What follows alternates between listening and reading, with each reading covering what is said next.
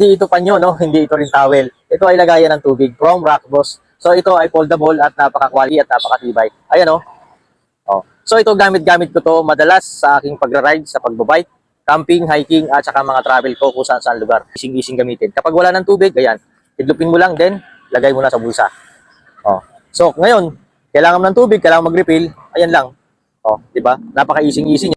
At ang maganda rito, pwede mong lagyan ng yelo kasi malaki yung entrada niya. Tara, lagyan naman natin ng tubig. Ayan, lagyan ko siya ng tubig. Pakita ko sa inyo yung quality niya. Ayan. Punuin natin, puno.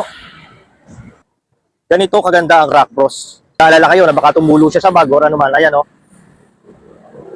Wala siyang tagas. Ayan. Oh. So, ayan. Pakita ko sa inyo kung paano paggamit. Ang paggamit nga pala nito, tanggalin nyo lang yung takip, no?